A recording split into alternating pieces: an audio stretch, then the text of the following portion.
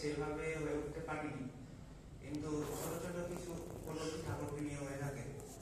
প্রথম যখন আমি 2010 সালে মাধ্যমিক পরীক্ষা দিই, তো তখন আমার জীবনে যে দয়া সেটা একটু বলি। তো আচার্যদেবের কাছে আমি তখন আচার্যদেব এসেছিলেন 67 মন্দির ষোড়শী ভবনে এসেছিলেন, সেখানে আমি গেছি। তো সেখানে গিয়ে আচার্যদেবকে বলছি, এখন আমাদের বর্তমান আচার্যদেব, যে দাদা আমি অঙ্কে খুবই কাঁচা, অঙ্ক ঠিকঠাক ভালো পারি না করতে। তো মাধ্যমিক আগে যে টেস্ট পরীক্ষা হয় সেখানেও অঙ্কতে খুব খারাপ নম্বরও পাই। তো তখন দাদার কাছে গিয়ে বলেছি যে অঙ্কটা খুবই কাঁচা, কিছুতে ভালো নম্বর তো উঠছে না।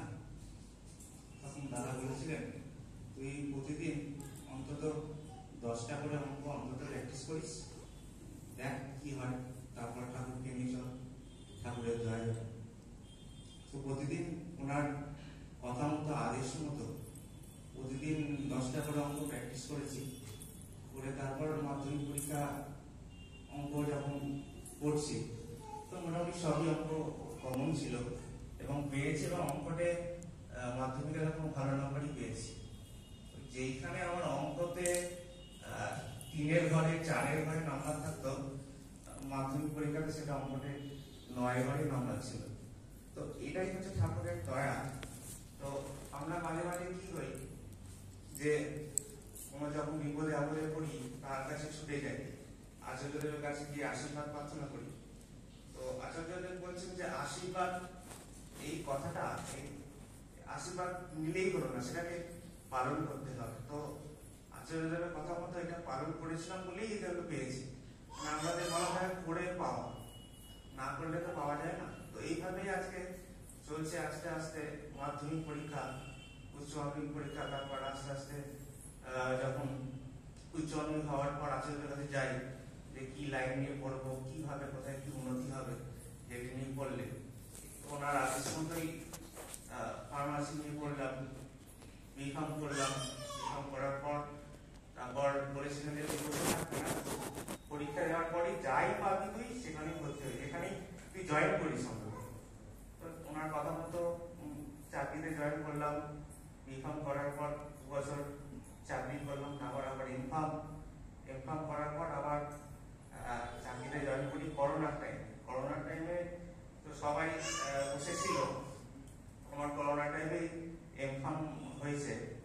তো পরীক্ষা দিয়েছি, পরীক্ষা দেওয়ার পর তো কোথাও সব তো লকডাউন হয়ে গেল, বন্ধ হয়ে গেল। বাবার চাকরি তখন ছিল, মাঝখানে একটু প্রবলেম হয়, বাবার চাকরিটাও চলে গেল, আমিও বসেছিলাম। তো ঠাকুরের দয়াতে আমার কলেজ থেকে আমাকে ফোন করে ডাকলো, বলে যে তুমি এখন কি করছো? আমি তো এখন কিছুই করছি না, বসে আছি। তো তুমি কি এখানে পড়বে? হ্যাঁ আমি তো পড়বো, এখন খুবই দরকার, তো হলে ভালোই হয়। তো সেইভাবে আবার এমকম করার পর আমাদের কলেজ থেকে আমাকে ডেকে নিল, সেইভাবে সেখানে আমি পড়াচ্ছি।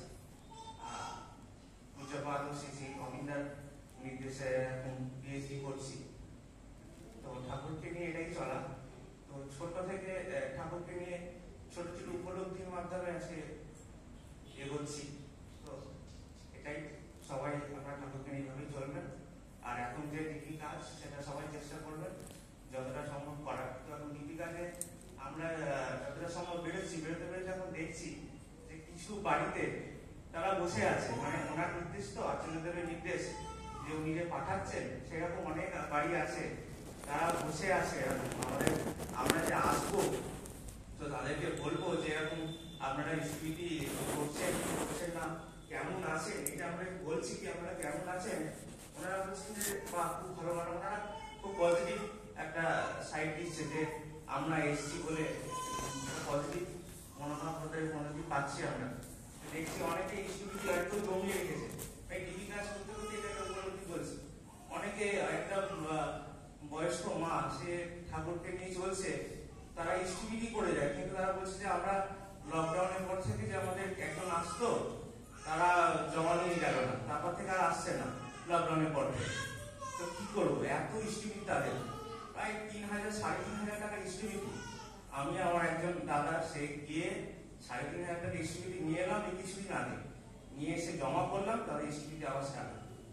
এইভাবে ঠাকুরের দয়া তো দিদি কাজের মাধ্যমে এরকম অনেক বাড়ি পড়ে আছে যে তাদের বাড়িতে স্কুটি মানে নিয়ে যাওয়ার কেউ নেই।